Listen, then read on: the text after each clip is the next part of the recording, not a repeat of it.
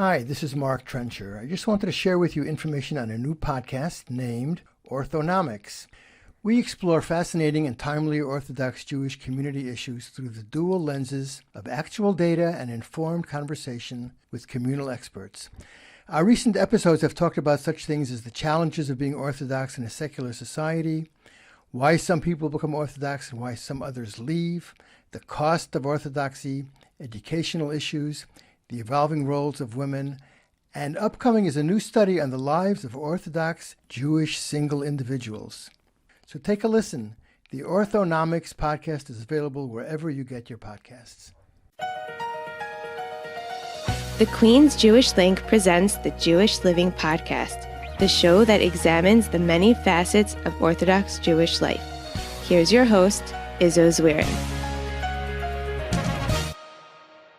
Do you find yourself with just a ton of tasks to do, but have no time to do them? You may have that experience at home, at work, or if you're like the vast majority of people listening, about 2 weeks ago preparing for Pesach. But whether it's personal, professional, or religious, there seems to be so much to do on a daily basis that many of us often feel overwhelmed or just unable to accomplish all we want to do. That's why we invited on this week's guest. Hi, my name is Avi Friedman. I am a productivity coach for both personal and professional purposes. Avi will be teaching us about time management, procrastination, and what we can do about it. All right, Avi, thank you so much for joining me right now. Now, a productivity coach, I'm going to have you explain that. But first, I want you to give us a little background about yourself, how you got into being a productivity coach. Absolutely. So I was working in a different job. I was working a 9 to 5. I had an hour commute each way. I was in graduate school for a second career. And at the same time, I was actually starting a side business. And I was completely overwhelmed. I thought I was an organized person naturally, but I was completely overwhelmed. And I was having late payments and I was having missed deadlines in school. And I realized I needed to really gain control of myself and gain control of my productivity. So I took a bunch of courses, I took some trainings, and I was able to reach a point where I was not only just barely surviving, I was actually thriving in that capacity. And I realized that there are so many other people like me that are doing the same things. Obviously, everyone has different circumstances, but everyone needs that boost of building their systems and building their mental headspace to be able to accomplish all they want to accomplish. So I decided to pay it forward and become a productivity coach and help people in that capacity. All right, now, what exactly does a productivity coach do? Everyone has different aspects of their life where they feel like they are slightly overwhelmed or completely overwhelmed, or they're looking for areas where they want to increase their productivity to the max level.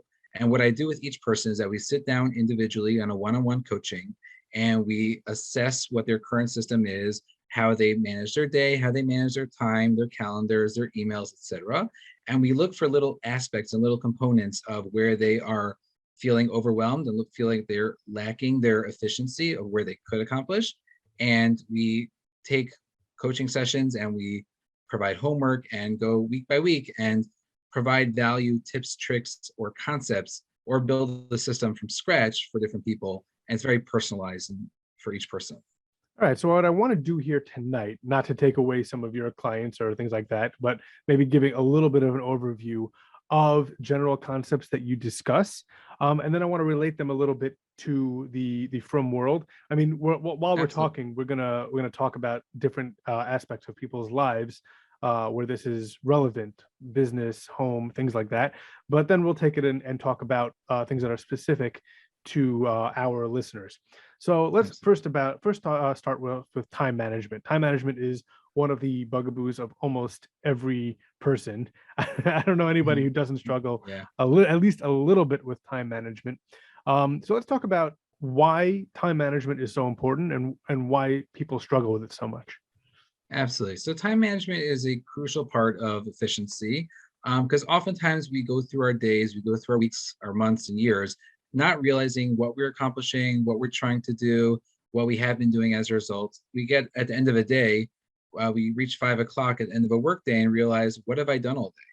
What have I actually accomplished? Or we get distracted at night and next thing you know, it's 11 o'clock and where did all the time go? So it's important for us to really understand where our time is. And time management doesn't mean I need to have every little second checked off, every minute accounted for. That's not the goal of time management. The goal of time management is really to just have a general understanding of what we are doing throughout our day, whether it's a 15-minute increments, whether it's 30-minute increments, and to be able to assess whether we are accomplishing what we want and we are intentional about, or we are finding alternate activities that are distracting us, and really just trying to hone in and find out why we are getting distracted and methods to keep us in check. All right, let's talk about those distractions. One of those distractions is obviously going to be that fun device that we now all have attached to us. I'm going to put that on the side for a second because that's its own discussion. What are some of the less obvious distractions that somebody might have throughout the course of a day, a week? Well, the truth, I want to just paint the picture of what distractions are. Okay. And that's why I started with time management, because if we don't have intention with our day, then we can't call something a distraction if we don't know what is distracting us from us.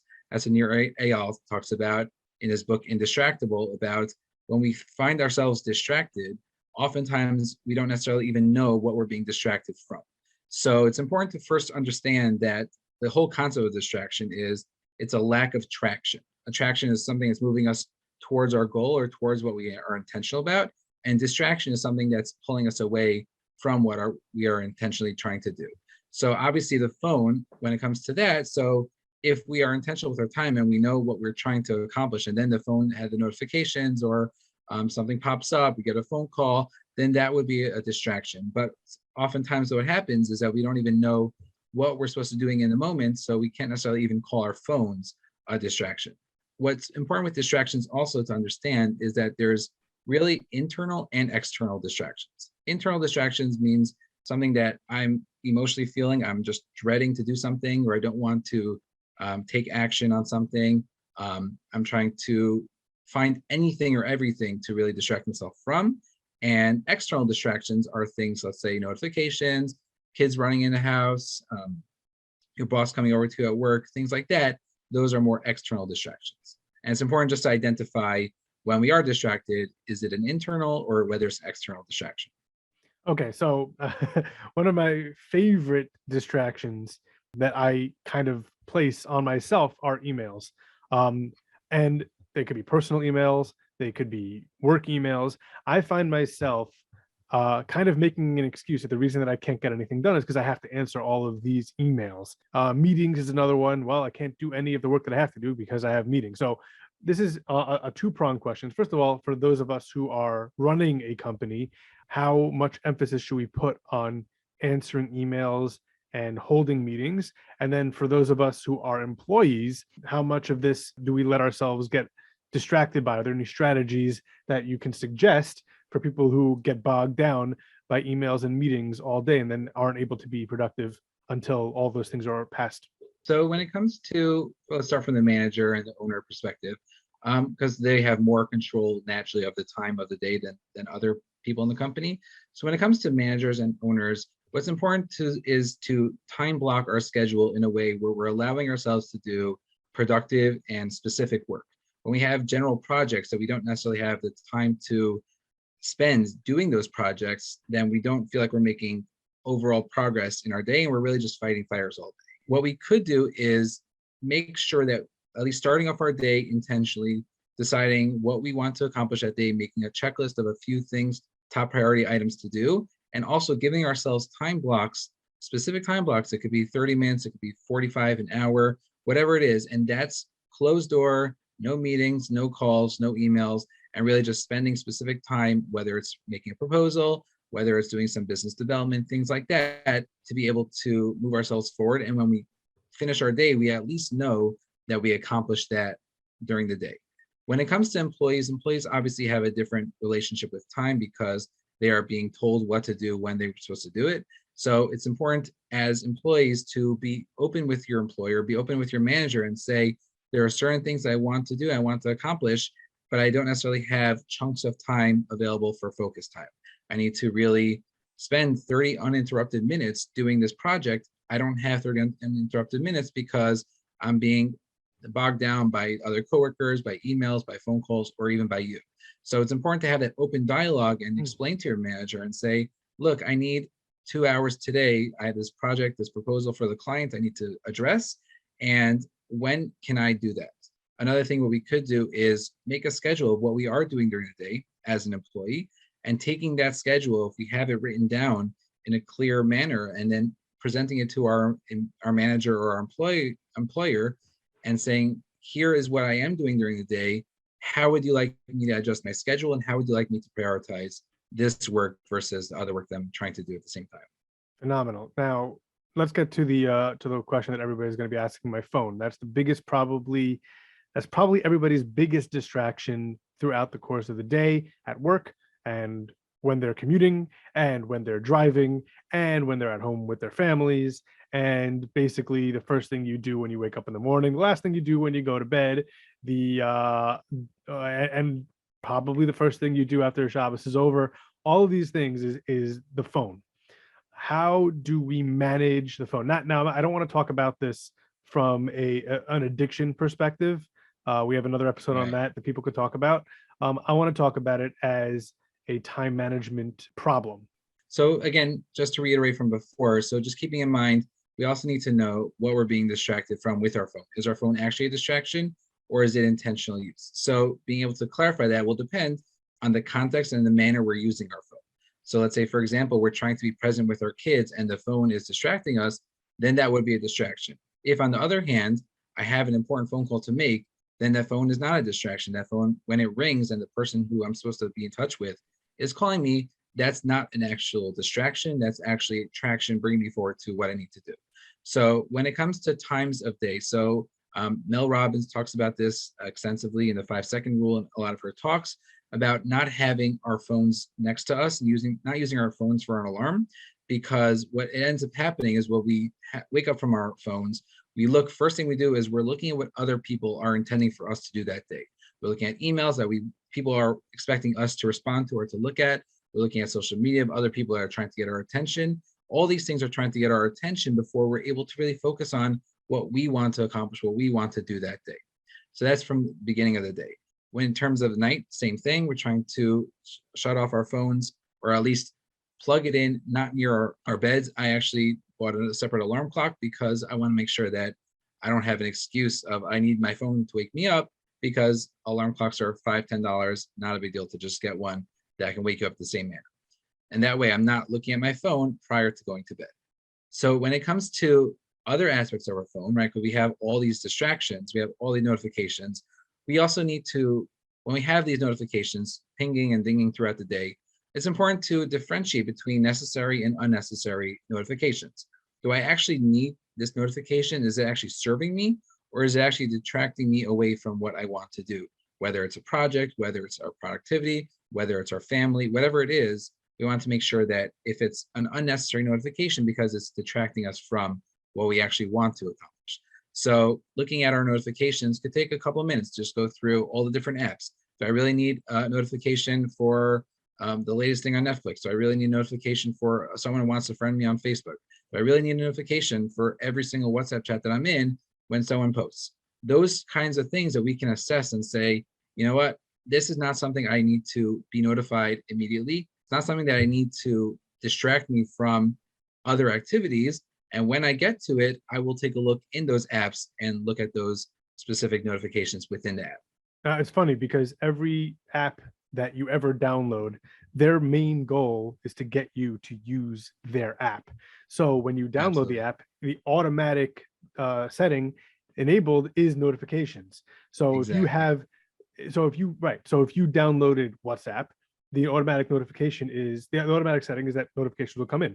But that will be the case if you have Facebook or YouTube or any podcast app that you might have that a new episode downloads, or any app that you have that you could think of on your phone that has notification possibilities will have the automatic setting enabled to notify you when something new happens. Instagram, Facebook, Twitter, all of those things. So Exactly. Maybe it's pertinent to go through your phone, to go through your settings and to disable some of these notifications, decide which. So for me, I'll give you an example of what I did, because you mentioned this. This is the before I thought about this conversation.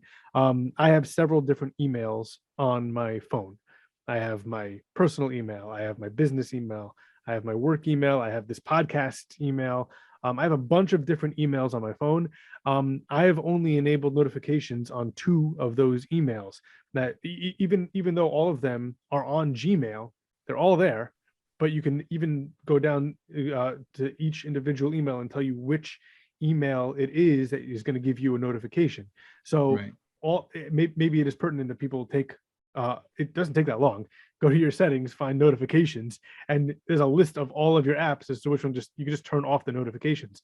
And when you download a new app, you can remove the notification. So for instance, I have the New York Times crossword, and I used to have a notification every day when the new crossword came up that, oh, there's a new crossword. I don't need that notification. If I want to do the crossword Right. that day, I'll do the crossword that day. If I don't want to, I won't.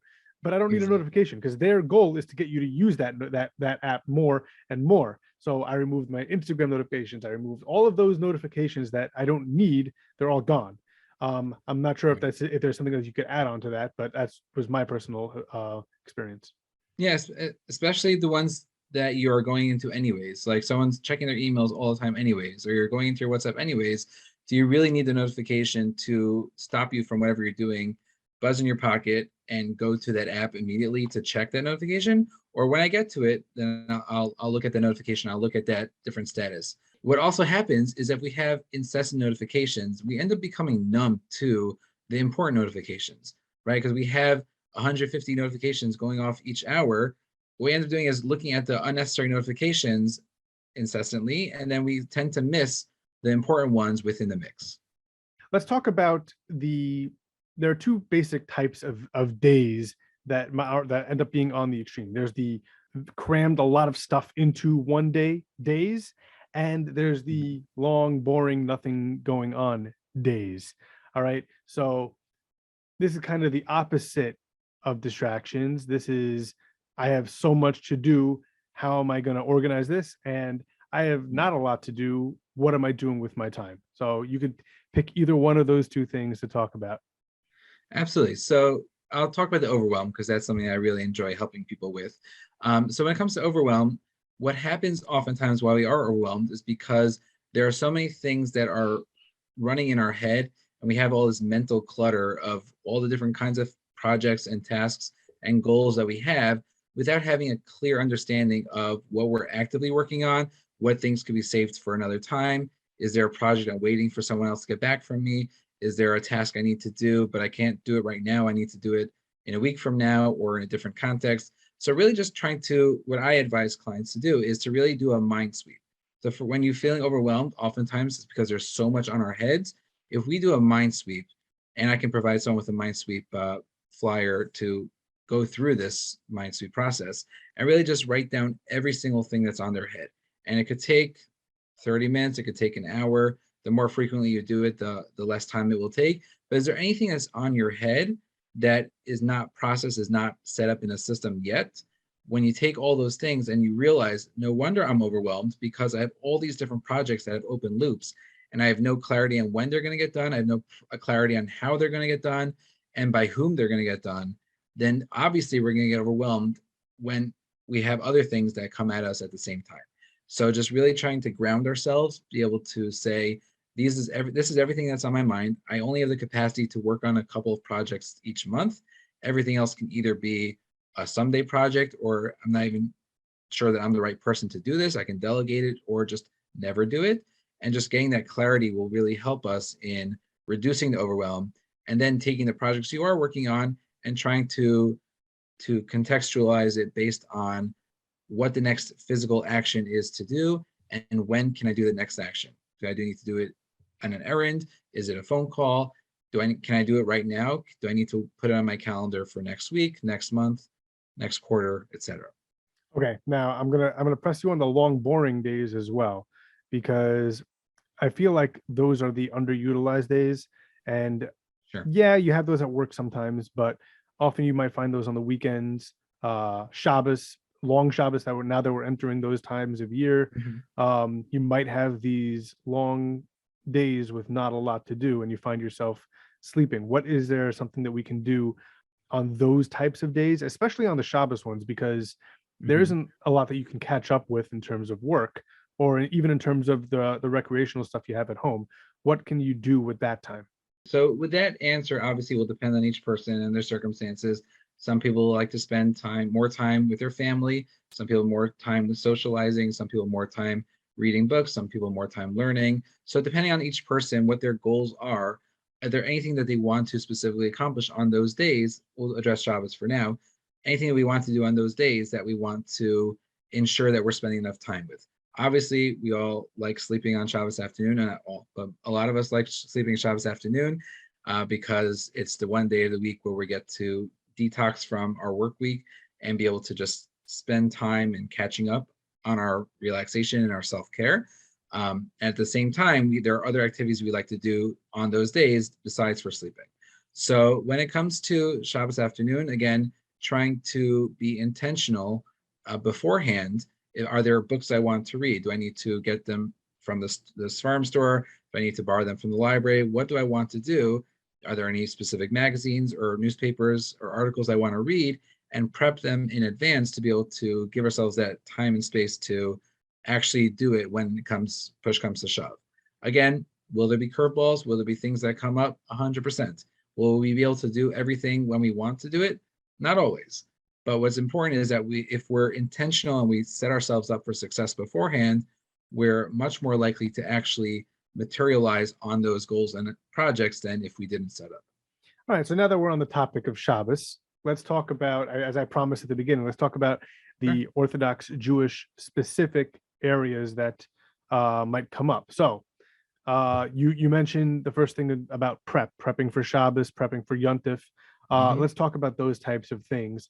Obviously, the more you're able to prep beforehand, the better you'll be able to enjoy the Yontif. What are some strategies that you might put forward? Now, we're recording this on Pesach. Pesach is probably the most hectic prep time, or leading up to Pesach is the most hectic prep time of the year.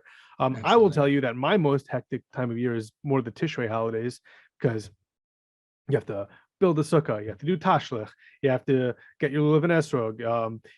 Davening during Chol Hamoed is longer. There's just a ton of things, and I'm not even talking about, like, there's a ton of other things. How many times do you run back and forth to Home Depot just in times of sukkahs? But there's so many different things that go on in that holiday in terms of prep. But all holidays basically are massive amount of undertaking and prep. So is Shabbos. I'll also tell you that for me, I can't tell you how many years in a row this has now been that I have not been able to buy. Like, I just did not buy my my oil for my for Hanukkah until after the time I was supposed to light on the first night of Hanukkah. It's happened so many times just because of all the other things that I do, and I just forgot about it. Or I pushed it off. So what can we talk about? What can we do in terms of talking about the prep for Yontif and Shabbos? So when it first comes to Shabbos prep and Yontif prep, obviously Shabbos is much less strenuous than Yontif, and there's much less things to do.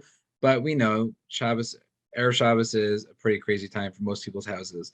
So first things first is that we have to understand what's realistic and what isn't with our time. Is it a busy season in our life? Are there things going on at work or home? Is it a Yontif season and we're having extra company and people coming in? Is it early Shabbos and we have much less time Friday afternoon? So just being aware of what we have the capacity to do and we don't have the capacity to do will be instrumental in understanding how we can prepare, right? If it's an early Shabbos and we have a crazy week at work and we're still expecting to serve guests both Friday night and Shabbos day, again, is that realistic or not? That each person has to make that decision and decide between husband and wife what they should be doing. In terms of the actual preparation itself, what I find most valuable is having a checklist before Shabbos of things that we need to do. And even though some things sound so simple and some so simplistic, oftentimes those are the things that will get forgotten.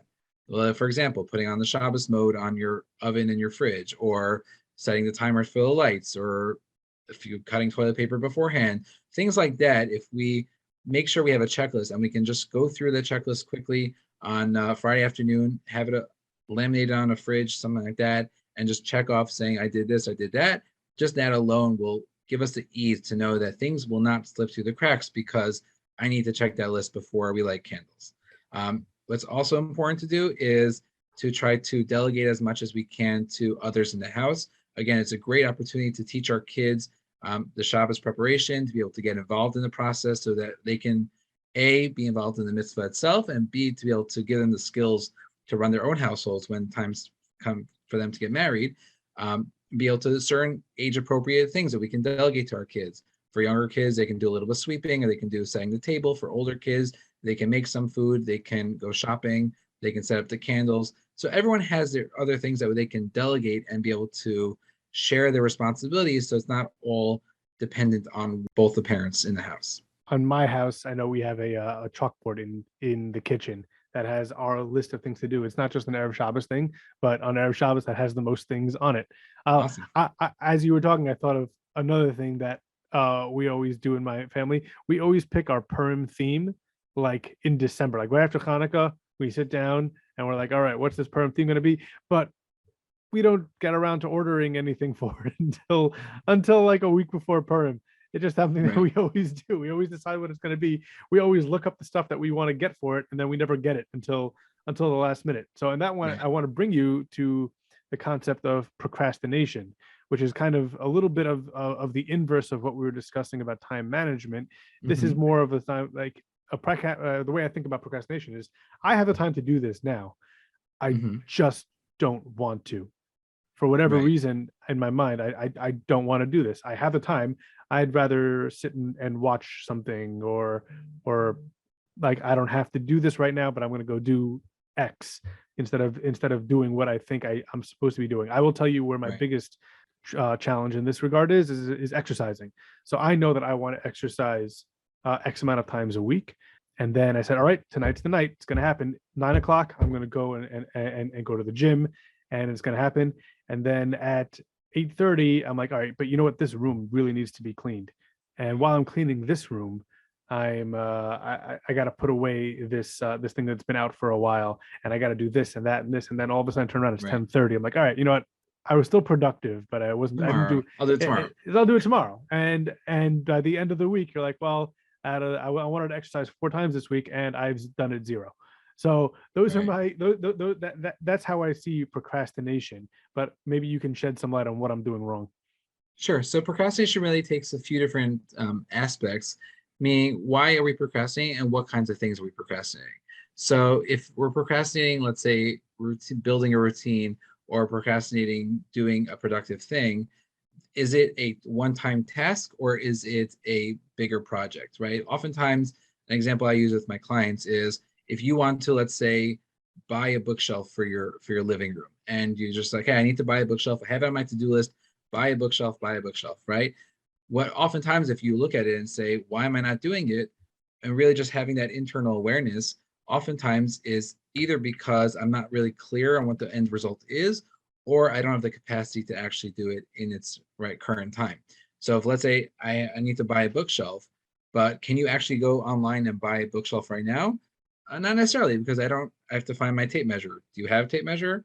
No, I don't have a tape measure. I lost it, I misplaced it. So your next action would be to go borrow a tape measure from a friend or to buy a tape measure. And that's a much easier pill to swallow than to build or buy a bookcase, because you have the ability to do that. It's a much smaller task to be able to accomplish versus something that, I really want to do, but I'm not actually doing it step by step. So break down the task into smaller, more manageable tasks. Exactly. Okay. Exactly. And ideally take the task and break it down into a less than 10-minute capacity.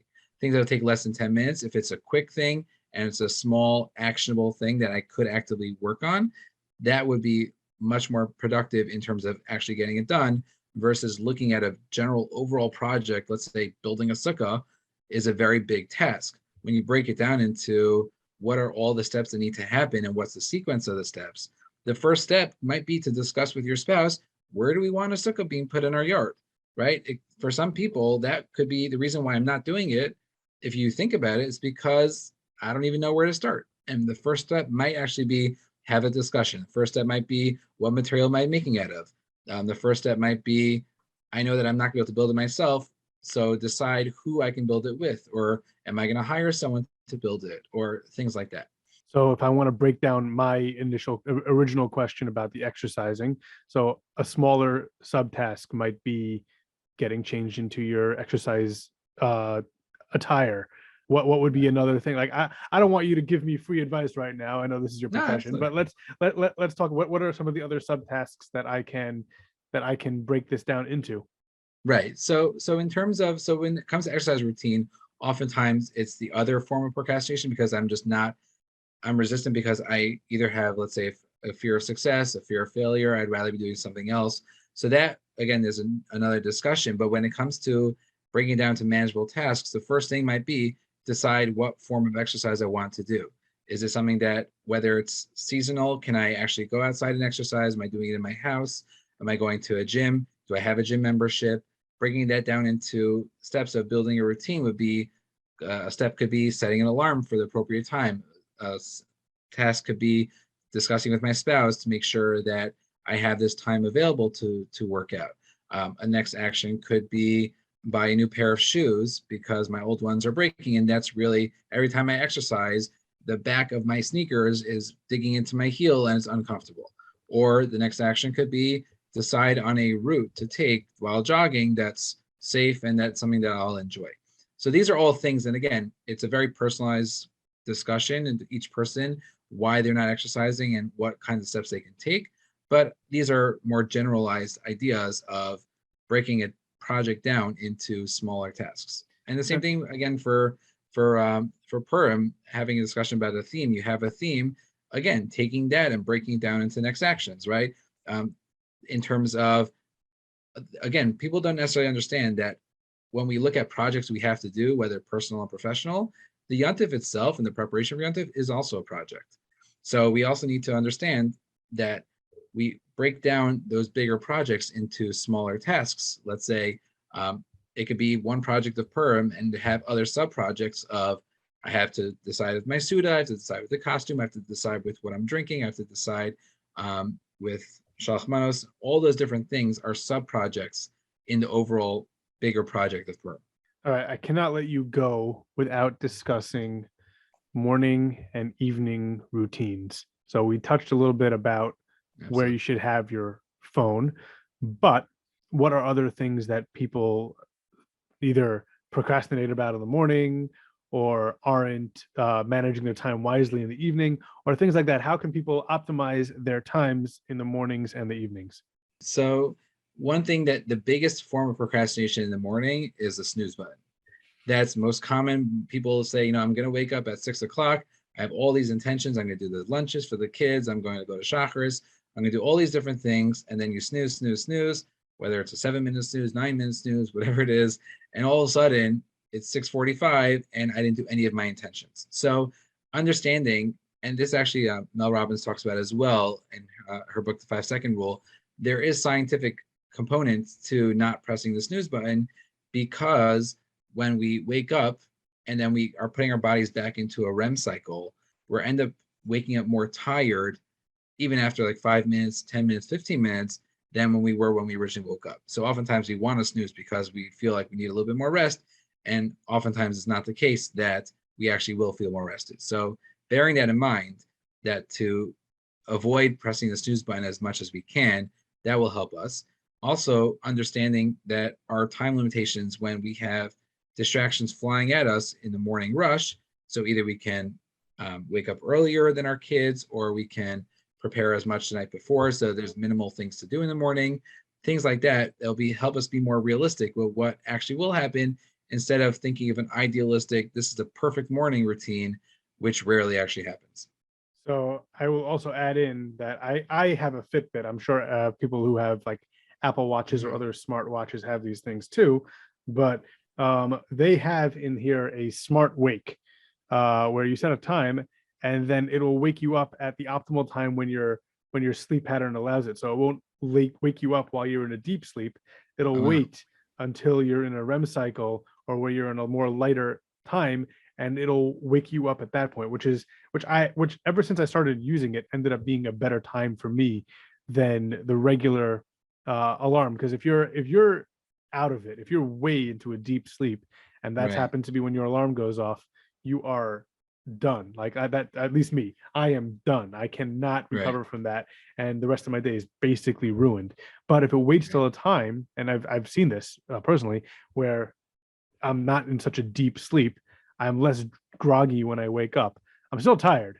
Don't get me wrong. I'm still tired, Right. but it seems like a better use of a better time to wake up than the preordained time, despite what part of sleep my body is in.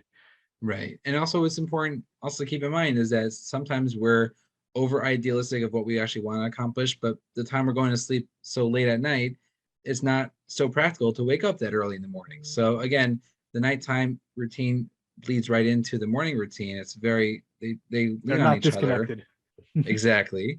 So at the same time, it might not be realistic if someone's going to sleep at 12 o'clock to say, I'm going to wake up at 4:45 and hit the gym because I'm getting very few hours of sleep. So there are times when it should intentionally set our alarms later to be more productive in the morning, Hmm. as counterintuitive as it sounds. That's interesting. Are those the times that you might have, for whatever reason, had to go to sleep later the night before? We just had Seder nights. We know that people were going to sleep a lot Right. later than they are accustomed to. Maybe they could wake up a little later than they're accustomed to on the next day. Right. But there are times when you go to sleep a lot later than you had originally intended. What happens on those nights? I mean, this might not be a time management question so much as a sleep therapy type of a question, but on those nights that I go to sleep late, but I can't afford to wake up late the next morning, do you have any thoughts of those on those particular days? Right. So the truth is, I actually have a different routine my Friday morning than my other mornings because Thursday night we're up late cooking for Shabbos. Both my wife and I are cooking and helping around the kitchen. And what I oftentimes I have to wait until the food cools down to put it away in the fridge, freezer, etc. So I understand that I am going to sleep much later on a Thursday night. So I wake up later as a result. So again, it's not always flexible in terms of each person's schedule, but if that is an option, that's something I would highly recommend. All right, Avi, I have taken up a lot of your time tonight. Is there anything? I mean, there's so much that we haven't hit on, but is there anything that you find important that you want to leave us with that we haven't hit on yet? Absolutely. So one of my favorite rules that I've learned from David Allen Getting Things Done is the 2-minute rule. And this is something that I find extremely helpful for my personal productivity is that oftentimes we have these little tasks, these little things that we need to do, whether it's an errand, whether it's writing something down, responding to an email. We procrastinate for days, for weeks, for months. And sometimes, really, when you sit down and think about it, it will only take a minute to write that email, it'll only take 30 seconds. And yet we're just pushing it off, pushing it off. So the 2-minute rule qualifies is that if a task takes less than 2 minutes, do it right away. If you're able to do it right away, just do it. Don't put it on a to-do list. Don't think about when I'm going to do it. If you have 2 minutes available, just do it. And that will oftentimes, when you're doing that mind sweep we talked about before, there are so many things on that mind sweep that I am sure, because I've had it myself, that actually take less than 2 minutes to either decide when I'm going to do it or to actually do it itself. So that's one thing that I recommend. Another tip that I love as well is that when we have those little tasks, to have a context-based next action list. And this I learned from April and Eric Perry and Learn to Become, that you have exact context of where I'm going to do that task. If it's a work-related task, is it a computer task? Is it an errand, a phone call, a home, or even to discuss with a spouse? Having those contexts and having those lists that we can use, that because oftentimes we find ourselves that we want to do something, and yet it's not the right time and not the right place to be able to do those. So by making different lists, our to-do list, and making them divided by context, so you know that when you're able to make phone calls, you have these 3 phone calls to make, you're able to knock them out. When you're running errands, there are multiple things you can pick up at the same time. I've had things on my list from Home Depot, and I'm not going to Home Depot every day. It's not Sukkot's time. I'm not going to Home Depot every day, but when the next time I go to Home Depot, I have a light bulb I need to get, I'm going to get it from the store. So having that in a context list will help me get those things actually accomplished when I need to do them. Yep. On Erev Pesach this year, I went to the supermarket 3 separate times in the span of like 2 hours, and it was very frustrating not having that mindset of all these things that needed to be done, because it was like, all right, here's the list. and then I come back, all right, actually, here's a couple more things. And then I come back like, oh, Right. actually, here's a couple more things.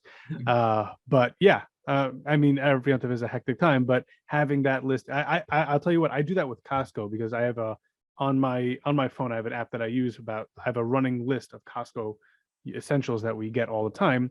And then when any of it is running low, that's when I go and get it. But we keep Right. track of all the things that we have. So here's my aluminum foil, here's my garbage bags, here's my whole Right. Costco list, my plastic spoons, whatever it is. And then I know what I have in my Costco area of my house, so that I Right. know when those things are running low. When I bring up the next thing, then I cross it off the list. Right. And one thing also that comes in handy when we're cooking, and sometimes we don't have the time to write down which ingredients we are running low on. What sometimes I'll do is take the container, or I'll take the item that I'm running low on or we ran out of, and put the empty wrapper or put the container next to my office desk. And that's where I know that I'm going to put it on the list when I have a chance. That way I'm not going to fall through the cracks of running low on that inventory while next time I'm cooking or next time I'm doing something around the house. That's a great tip. Avi, where can people find you? How can they reach you if they want to use your services? Where do we know you exist? So I have a large LinkedIn presence. That's really my main online presence. I'm Avi Friedman. And I also you're the only one, right? We're going to link to Avi Friedman's LinkedIn on all of our social medias. Absolutely. I also have a WhatsApp group called Mind Your Business, where I share productivity tips.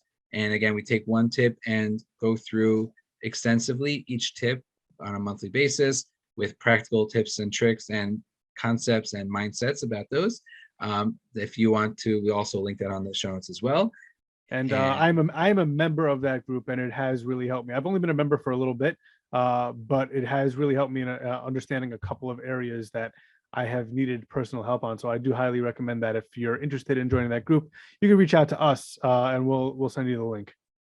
Absolutely. And if you want to reach out directly, the way I work with coaching is I'm open to free strategy sessions, a free 60-minute call. If you have anything that you want to brainstorm and talk about, we'll set up a session.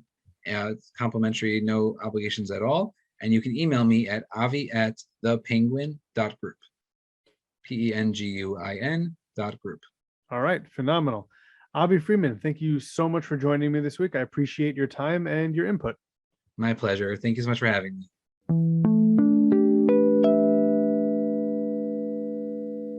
My thanks to Avi Friedman for joining me this week.